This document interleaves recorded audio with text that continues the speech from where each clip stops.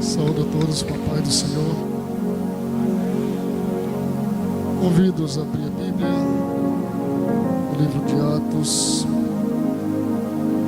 dos Apóstolos, capítulo 4, a partir do versículo 23, leremos até o versículo 31. Atos 4, 23 a 31.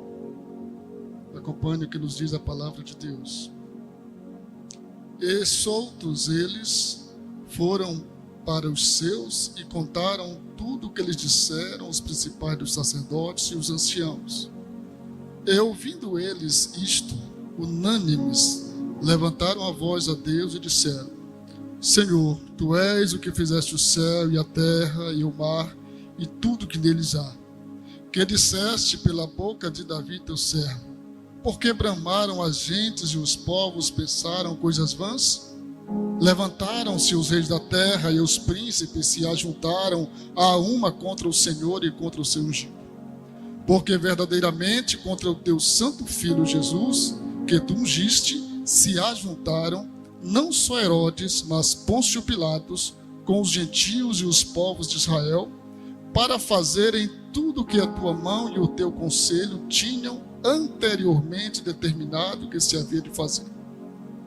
Agora, pois, ó Senhor, olha para as suas ameaças e concede aos teus servos que falem com toda a ousadia a tua palavra, enquanto estendes a mão para curar e para que se façam sinais e prodígios pelo nome do teu santo Filho Jesus.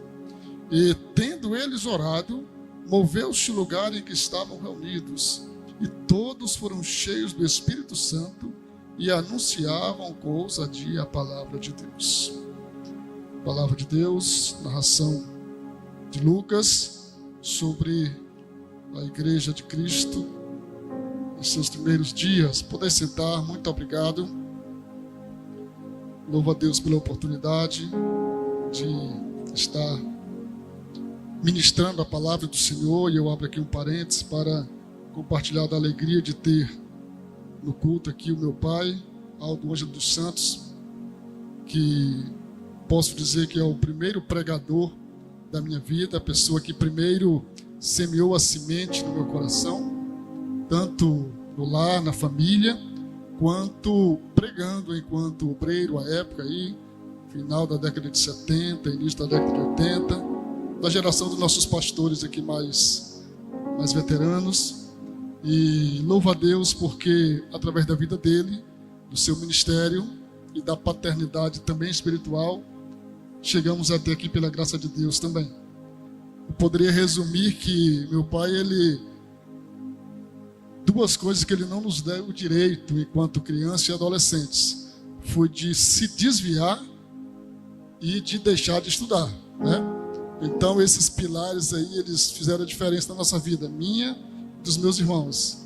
Porque é lógico, tem fase, criança, adolescente, que se deixar, desiste de estudar.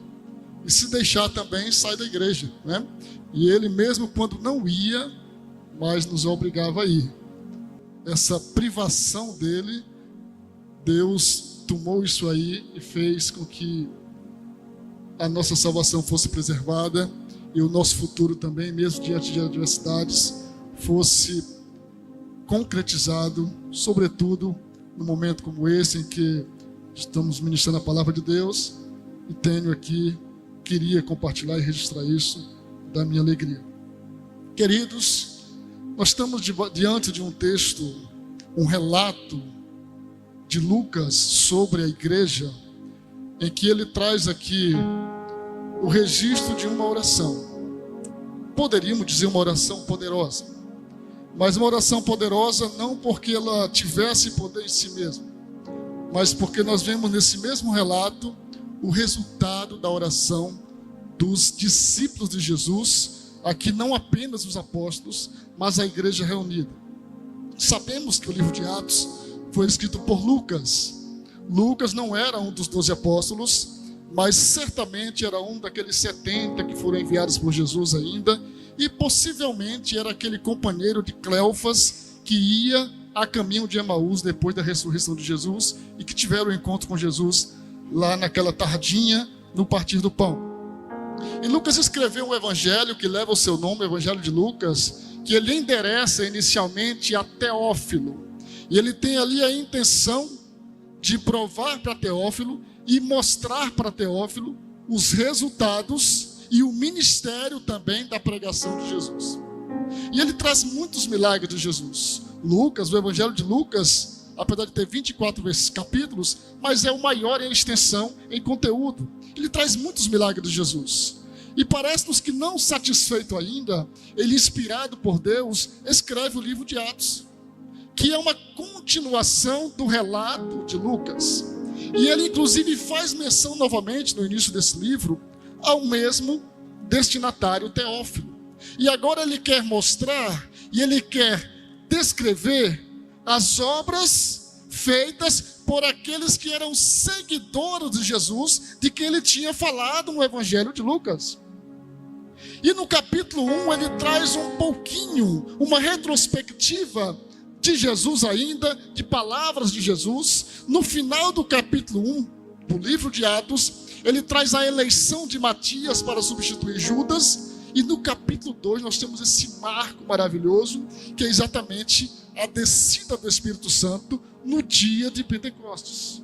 Numa festa dos judeus, Jesus quis exatamente marcar naquela festa, no 50º dia, depois da sua ressurreição, a descida do Espírito Santo. E nós temos exatamente muitas histórias interessantes nesse livro, que acontece como consequência dessa descida do Espírito Santo. E ele traz detalhes sobre a descida do Espírito Santo no capítulo 2. Mas a maior parte do capítulo 2 é ele descrevendo como foi a pregação de Pedro depois da descida do Espírito Santo. E foi uma pregação muito poderosa, uma pregação que começou a partir da dúvida e da crítica daqueles que achavam que os cristãos estavam embriagados. E Pedro começa a sua pregação exatamente dizendo que não era embriaguez, mas que aquilo era o cumprimento da profecia de Joel. E ele traz um relato trazendo todas as predições de Jesus importantes para aquele momento. E ele fala exatamente o seguinte: esse Jesus que vocês entregaram para ser morto, Deus ressuscitou ele dos mortos. E é exatamente ele que está fazendo tudo isso. E uma pregação que se estende até o final do capítulo. E no final do capítulo 2, Lucas traz uma síntese do que se tornava aquela igreja ainda que inicial, mas já muito poderosa. E ele fala que muitos sinais e milagres eram feitos pelos apóstolos. E aí, como que querendo contar um desses milagres, no capítulo 3, ele fala sobre um desses milagres operados por Pedro e João. E ele fala assim: olha, certo dia Pedro e João estavam indo para o templo, na hora da oração, a hora 9. E eles encontraram na porta do templo, chamada Formosa, um paralítico. E ele conta esse milagre. E é interessante porque os discípulos estavam indo para o templo. Até então eles tinham liberdade de ir para o templo dos judeus, como judeus que eram. Mais à frente eles seriam privados de entrar no templo, seriam perseguidos, mas por hora eles podiam ir orar no templo de Jerusalém. Mas aquele milagre, a cura daquele paralítico, chocou as pessoas. Chamou a atenção das pessoas que estavam no templo, no pórtico do templo, que estavam ao redor daquele momento ali, daquele evento. E as pessoas de repente correram para Pedro e João, admirados pelo milagre. Nós também ficaríamos, como se Pedro e João fossem os milagreiros. E Pedro então vê ali mais uma oportunidade de falar sobre o verdadeiro milagreiro. Porque ele fala exatamente o seguinte: olha, pessoal, tenham calma, isso não foi nós, isso aqui não é obra nossa. Mas deixa eu falar, como é que foi isso? Vocês lembram daquele homem que vocês entregaram para os gentios matarem? E ele mais uma vez, como fizeram no capítulo 2, ele traz a lembrança dos judeus, irmãos judeus, que eles tinham a responsabilidade, porque eles haviam entregado Jesus para ser crucificado. Só que esta responsabilização de Pedro, ela não fica apenas numa acusação, válida até, mas ele transforma aquela acusação de que eles haviam sido responsáveis pela morte de Jesus, e ele apresenta para eles a oportunidade de se consertarem com Deus. Quando ele fala assim: olha, mas eu sei que em parte vocês fizeram isso também por ignorância, mas tem solução. Vocês podem se arrepender, ser batizados em nome de Jesus, e vocês podem inclusive receberem esse revestimento de poder. Ele falará isso lá no capítulo 2. E diz a Bíblia que as pessoas ficaram atentas à pregação de Pedro e de João. E isso certamente já era a tardinha. Eles entraram no templo a hora 9, 3 horas da tarde. Depois curaram o coxo, depois pregaram, e talvez já anoitecendo chegam os donos do templo, chegam os sacerdotes. Certamente foram avisados de que 2 homens estavam tomando o espaço deles, e chegaram e questionaram: mas o que está acontecendo? Porque eles estavam pregando sobre um defunto que havia ressuscitado, e isso atingia diretamente os saduceus, que não criam em ressurreição, e estavam ensinando o povo a atribuição que os sacerdotes entendiam que era só para eles. Final do capítulo 3, eles prendem Pedro e João, já à noite, prendem Pedro e João.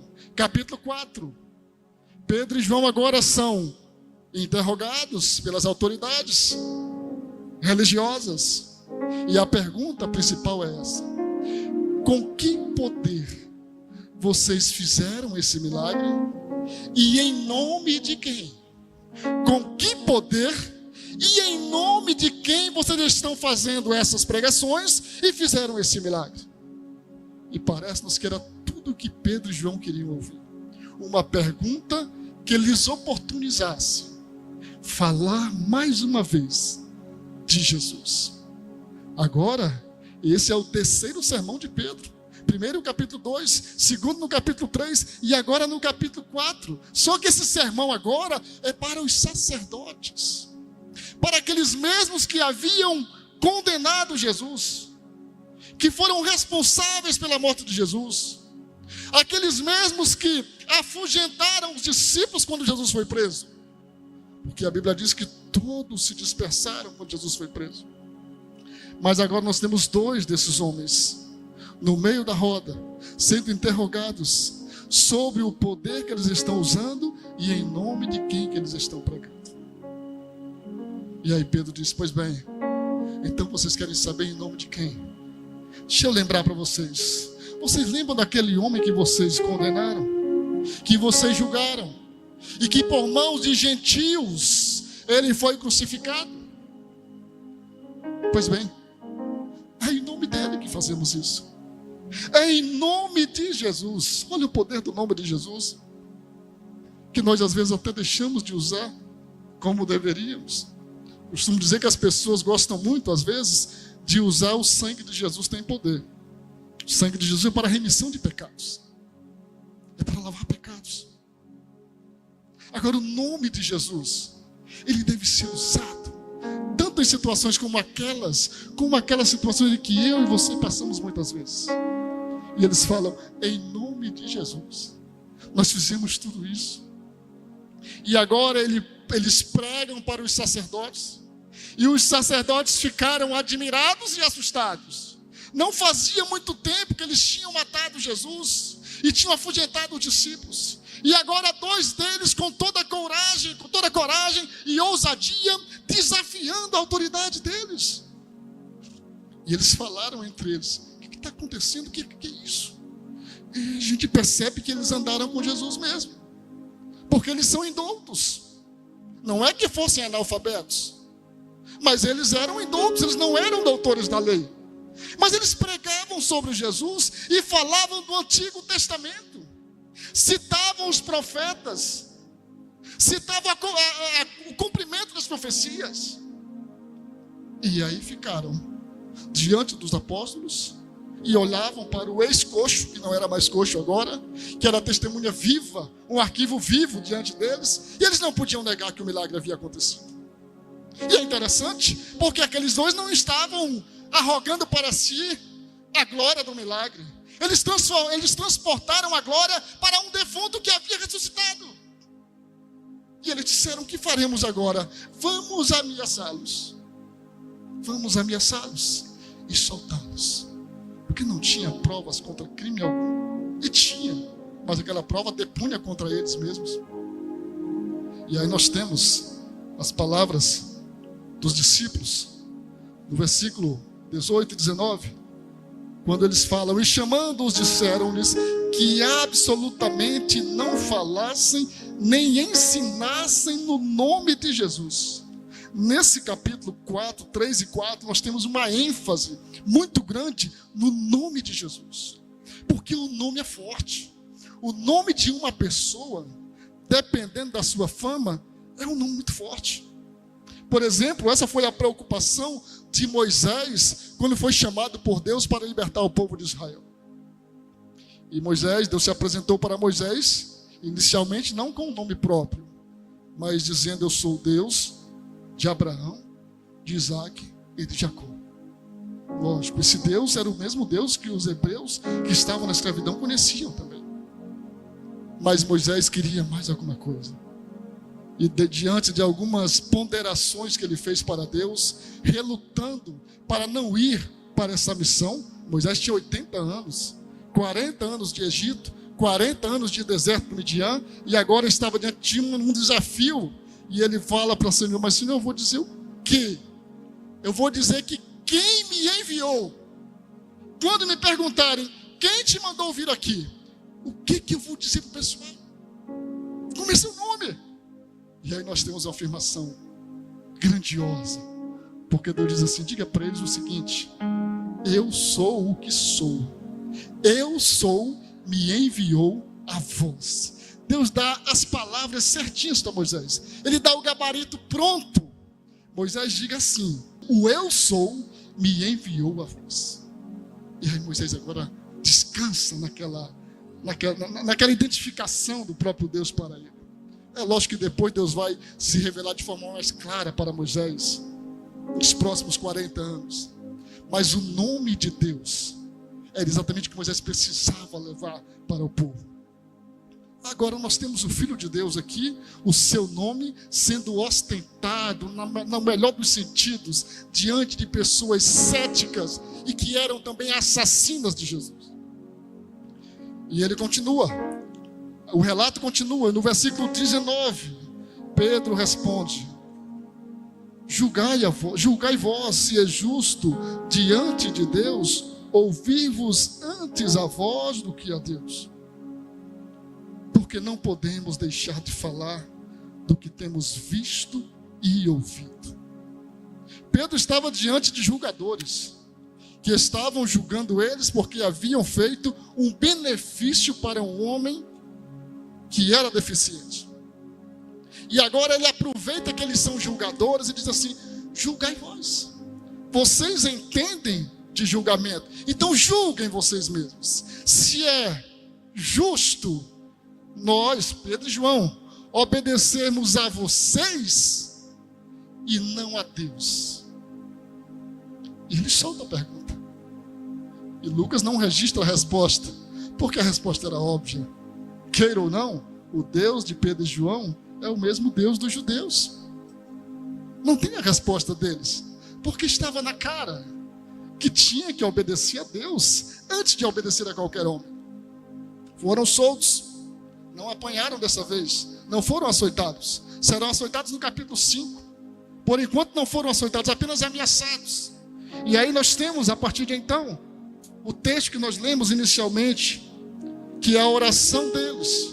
Porque quando eles foram soltos, no versículo 23, eles foram para os seus, eles não fugiram. Eles, quando foram soltos, foram para os seus, para os demais irmãos, demais apóstolos e novos crentes que havia já, e contaram tudo o que tinha acontecido. Sabe aquele grande testemunho? Contaram tudo, certamente. Porque desde a hora da oração, desde o dia anterior, 3 horas da tarde, quando foram para a oração, eles não tinham mais voltado. Então tinham muita história para contar. E chegaram e contaram, certamente tudo que Lucas registrou aqui. Estávamos indo para a oração, rapaz, na hora que a gente ia entrando, tinha um paralítico. Nós curamos ele em nome de Jesus, mas olha o resultado disso. E aí então eles contaram aquilo para os seus. Versículo 24. E ouvindo eles isto, a igreja reunida, unânimes, levantaram a voz a Deus e disseram. E nós temos esta oração aqui tão rica, teologicamente, biblicamente. Olha a oração deles. Senhor, Tu és o que fizeste o céu e a terra e o mar e tudo que neles há. Uma oração que começa com adoração, que começa com o engrandecimento do nome de Deus. E foi assim que eu aprendi a orar muito cedo.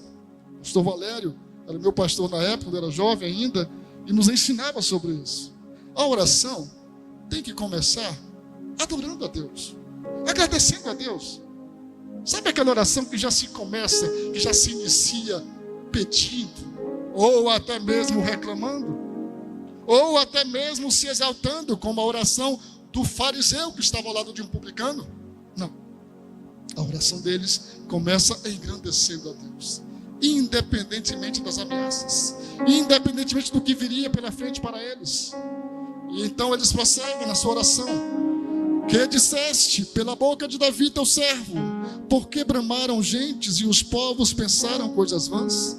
Levantaram-se os reis da terra e os príncipes se ajuntaram a uma contra o Senhor e contra o seu ungido. Eles estão trazendo Deus para o meio do problema deles.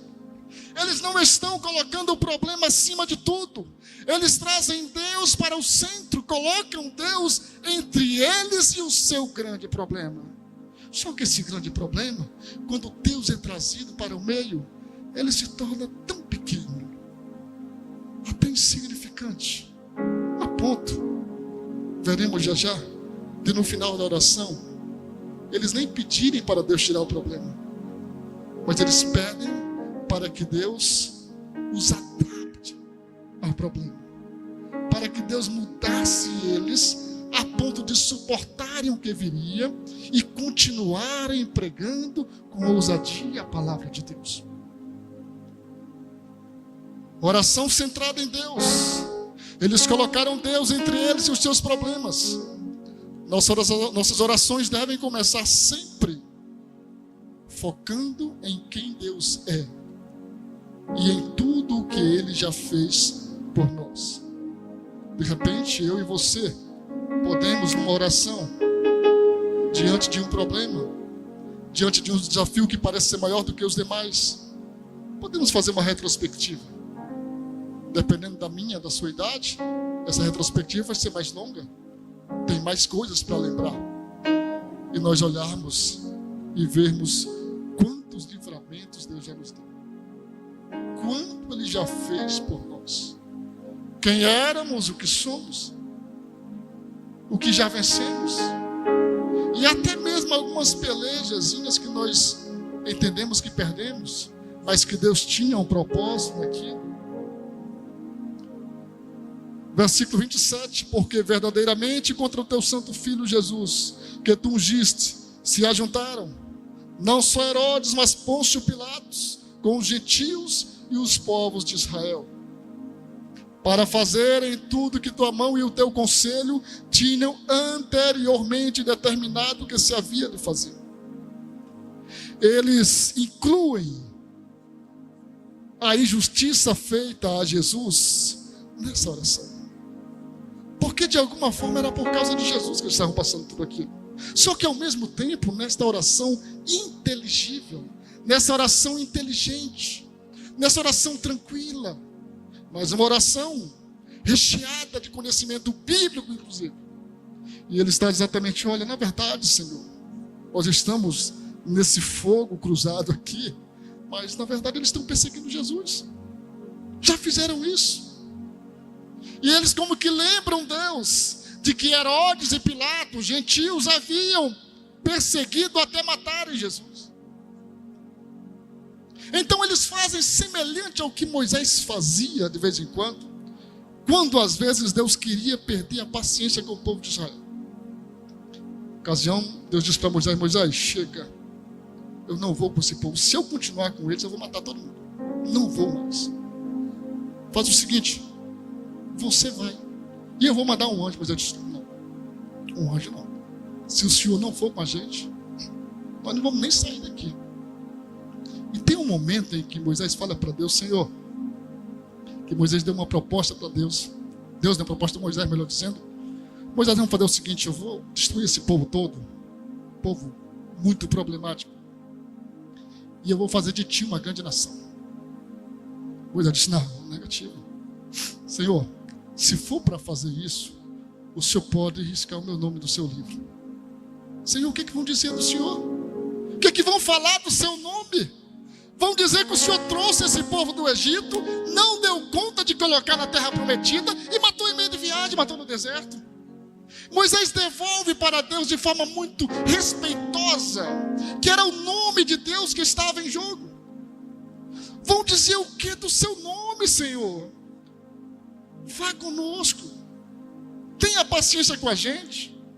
E é muito gostoso ler esses diálogos de Moisés com Deus, porque tem hora que parece que ele até se esquece que é homem e fala com Deus, e Deus mesmo fala sobre Moisés depois: alguém com quem eu falei cara a cara. Ele conversa com Deus, ele argumenta com Deus, e geralmente em favor do povo. Até porque numa vez que ele insistiu tanto com Deus em seu próprio favor, Deus disse: não me fale mais sobre isso, você não vai entrar na terra prometida. Mas as intercessões dele em favor do povo, Deus atendia. E agora eles oram e dizem: Senhor, na verdade essa perseguição toda é contra Jesus, o teu filho, que perseguiram e mataram. Versículo 29. Agora pois, ó Senhor, agora que eles vão pedir, olha para as suas ameaças e concede aos teus servos que falem com toda a ousadia a tua palavra. Eles não pedem para que o sinédrio fosse modificado. Eles não pedem para que os membros do sinédrio fossem substituídos, para que eles tivessem um atendimento diferente. Eles não pedem para Deus destruir o sinédrio, mas eles pedem para que Deus os fortalecesse e os capacitasse e desse a eles ousadia, intrepidez, coragem para continuarem naquela peleja de anunciar o Evangelho, ainda que com o risco da própria vida. Enquanto estendes a mão para curar, e para que se façam sinais e prodígios pelo nome do teu santo Filho Jesus. E aqui eles terminam a oração. A preocupação deles é exatamente em que a pregação do Evangelho não fosse interrompida, que prosseguisse. Ao mesmo tempo eles reconhecem que precisam de mais força, de mais coragem. Já tinha bastante, né? Mas queriam mais coragem para anunciar com ousadia a palavra de Deus. E eles falam assim: enquanto isso, Senhor, vai fazendo os milagres aí, faça mais sinais e prodígios, vá fazendo sinais e prodígios, para esse povo ir sendo quebrado com a pregação, porque ao final de um milagre, ao final de uma cura, de uma ressurreição, sempre vinha pregação. Ao final de um milagre sempre vinha pregação, sempre vinha palavra. Os milagres que eles realizavam eram muitas vezes, em certo sentido, um atrativo para que as pessoas ouvissem a pregação. E infelizmente, em nossos dias, muitos invertem isso e veem o milagre como sendo um fim. Mas o fim é a pregação, o objetivo é a pregação. Encerrando, esta oração terminou. Agora nós temos aqui o relato de Lucas novamente, versículo 31. O nosso abençoado narrador, ele fala sobre o que acontece depois da oração, depois dos pedidos, depois da adoração. E tendo eles orado, moveu-se o lugar em que estavam reunidos, e todos foram cheios do Espírito Santo, e anunciavam com ousadia a palavra de Deus. Olha isso. Quando eles terminaram a oração, Deus moveu o lugar onde eles estavam reunidos. Não era num tempo como esse. Era numa casa, certamente. Quem sabe na casa de João Marcos, da mãe de João Marcos. E eles terminaram seus pedidos ali, sua oração. E diz a Bíblia que moveu-se o lugar onde eles estavam reunidos. Quando fala que o lugar foi movido, é porque houve um movimento forte mesmo. Certamente ali um pequeno ou até mesmo um grande terremoto no lugar onde eles estavam. Eles sentiram fisicamente a presença de Deus com eles, semelhante ao que acontecia no deserto quando Deus falava com o povo. Teve uma ocasião que o monte estava fumegando tanto que o povo ficou com medo de chegar perto e disseram para Moisés: Moisés, faz o seguinte, você fala com ele, depois você repassa para a gente, porque se a gente chegar, ninguém aguenta isso. Era muito poder de Deus. E agora acontece com os discípulos de Jesus aqui, que o lugar onde eles estavam foi movido.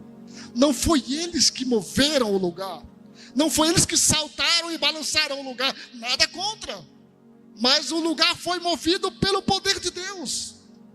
E naquele movimento, diz a Bíblia mais uma vez, que todos foram cheios do Espírito Santo. Glória a Deus. E nós poderíamos até nos perguntar, mas cheios de novo? Foram cheios no capítulo 2? Batizados? Porque a plenitude é isso, é encher até derramar, né? Como é que agora tinham que encher novamente? Não é interessante? Tinham sido cheios lá em Atos 2 e agora cheios novamente.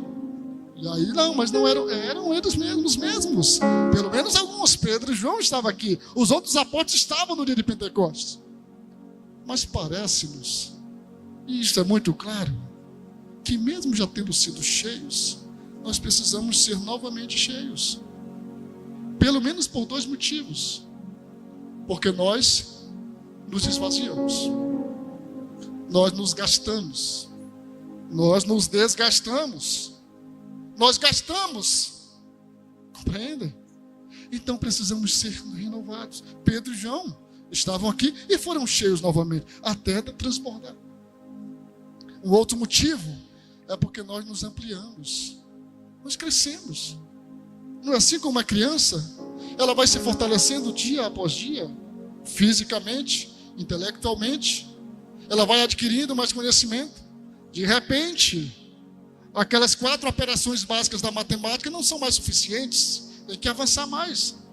De repente, o beabá de antigamente não é mais suficiente, tem que partir para algo mais profundo. Isso tem a ver com conhecimento. E aqui, nós temos também a necessidade do enchimento do Espírito Santo. Até porque eles haviam acabado de pedir que Deus os fortalecesse e desse para eles mais coragem para continuar aquela missão. E então agora cheios, o nosso narrador finaliza aqui esse relato, e anunciavam com ousadia a palavra de Deus. Esse é exatamente o objetivo de eu e você sermos cheios do Espírito Santo. É exatamente para anunciarmos com ousadia a palavra de Deus. Esta igreja, a igreja de Jerusalém inicialmente, era uma igreja pentecostal. A gente vê, né, as marcas do pentecostalismo aqui, glória a Deus, porque Lucas vai narrando vários eventos, e nós podemos ler o livro de Atos, vendo como sendo uma sequência, porque aqui no capítulo 3, esse relato vem no capítulo 4, e no finalzinho do capítulo 4 ele fala sobre esses milagres, sobre a comunhão da igreja, que tinha alguns irmãos que estavam doando seus bens para a igreja e tal, e ele vai e conta uma história de Ananias e Safira. E aí vai tendo um encadeamento, até que chega lá no capítulo 9, quando Saulo é convertido, e há uma ligação em tudo isso aqui. Lucas vai trazendo um relato bem encadeado. Ele faz uma seleção inspirada por Deus dos melhores eventos, dos mais chamativos talvez, para convencer Teófilo inicialmente, e também a mim e a você, de que esses milagres seguiram e seguirão os que creem, como foi anunciado por Jesus em Marcos capítulo 16. Que Deus nos abençoe e que nós encontremos na palavra de Deus e aprendamos com a igreja primitiva, que nos deixou tantos exemplos de sinais e milagres da pregação da palavra de Deus, e que nós temos a responsabilidade de levar à frente esta missão tão abençoada e abençoadora. Que Deus nos abençoe mediante a sua palavra. Amém. Glória a Deus.